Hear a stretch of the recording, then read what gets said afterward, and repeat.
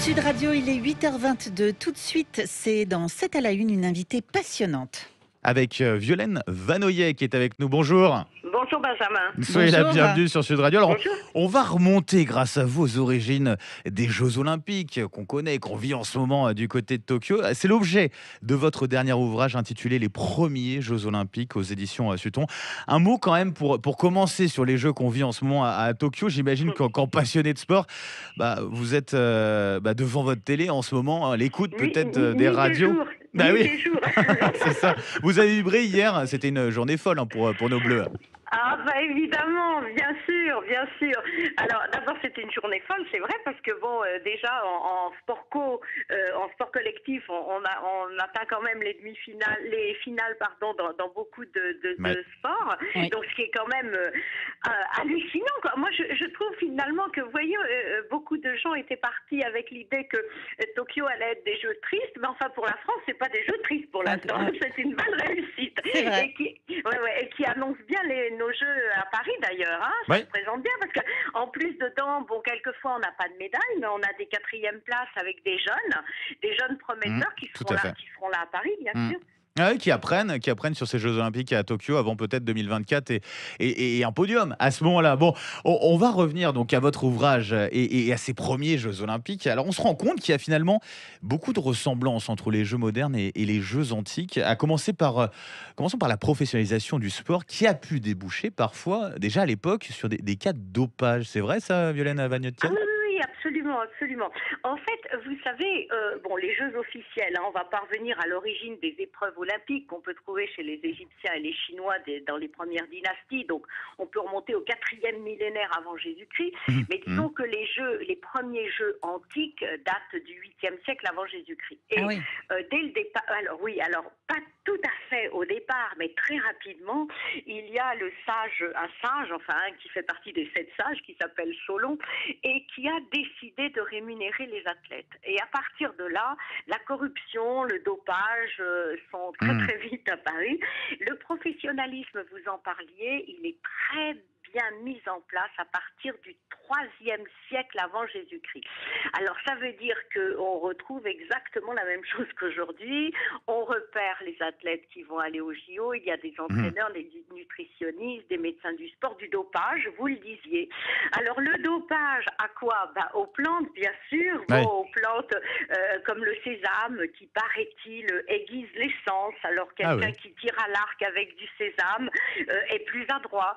Donner du sésame aux chevaux pour les courses de chars était formellement interdit et entraînait l'exclusion des Jeux. Et vous savez, à l'époque, les condamnations pouvaient aller jusqu'à la peine de mort. Ah oui, d'accord, ça rigolait pas. Ouais. Ça ne rigolait pas. Pour du On n'en est pas là, heureusement. Il y a la mise à mort médiatique parfois sur les questions de dopage aujourd'hui. Alors heureusement, c'est un peu plus symbolique en tout cas. Juste une différence peut-être, parce que les Jeux Olympiques aujourd'hui, ils sont mixtes. On a les femmes et les hommes. Est-ce que c'était le cas à l'Antiquité? Alors on a l'impression de souvenirs, mais qu'on voit surtout les hommes, non? Oui, alors c'est très très bien ce que vous soulevez là, parce que effectivement on a pu remarquer qu'à Tokyo il y avait une volonté de multiplier la mixité. Ça c'est évident. Bon, alors à l'époque non, il y avait les Jeux masculins qui se déroulaient en juillet et les Jeux féminins qui se déroulaient en septembre, parce qu'on estimait que les pauvres femmes n'avaient pas la possibilité et l'endurance pour supporter la chaleur. Bon, alors donc, les femmes et hommes pouvaient pas se mélanger. Et pire, c'est qu'une femme qui foulait le sol olympique pendant les Jeux masculins de juillet pouvait être condamnée à mort. Elle était jetée du haut du mont Tibet, le mont qui surplombe, si vous voulez, la région. Voilà. Bon, heureusement que ça a bien changé. oui, heureusement. Heureusement, ça a bien changé. Alors, pour l'anecdote, il y a eu le seul cas d'une femme qui a été épargnée parce que elle était liée à la famille de Milon de Crotone, qui mesurait 2 mètres, qui était le champion des champions et qui était entraîneur. Et donc, comme elle s'est retrouvée à Olympie quand il fallait pas, on l'a épargnée. C'est le seul cas de femme qui a été épargnée. Et sinon, les femmes, avaient leur sport. Mais ce qui est intéressant, c'est les découvertes qu'on a fait récemment, grâce à l'iconographie d'ailleurs. Qui est mise en valeur dans votre ouvrage d'ailleurs.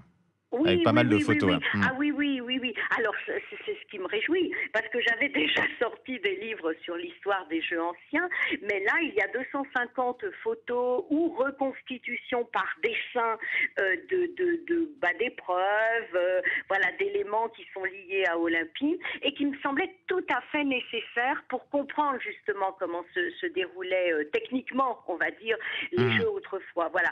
Et on a retrouvé donc très récemment, et c'est très intéressant, beaucoup d'éléments iconographiques sur le sport féminin, donc des statuettes de femmes qui s'entraînaient dans des compétitions, des listes de femmes vainqueurs olympiques, et ça remet en cause tout le sport féminin de l'époque, parce qu'on pensait que la femme vivait cloîtrée dans ses appartements.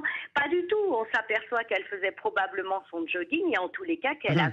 avait des entraînements réguliers, parce qu'elles sont sacrément musclées, hein, les femmes que l'on voit. Ah ben oui. Bon, en tout cas, c'est à découvrir, hein, les premiers Jeux Olympiques, c'est aux éditions Sutton. Très bel ouvrage illustré de plus de 200 photos, hein, et c'est un coup de cœur véritablement de Sud Radio. Un grand merci Violaine Merci Vanoyek d'avoir Violaine. été avec nous ce matin sur Sud Radio pour le présenter. Très bonne journée à vous et puis bon Jeux Olympiques aussi. Les Mais derniers jours en tout cas, on sent que vous allez les vivre en tout cas à fond comme nous. intensément. Et dans un instant d'ailleurs, on retrouve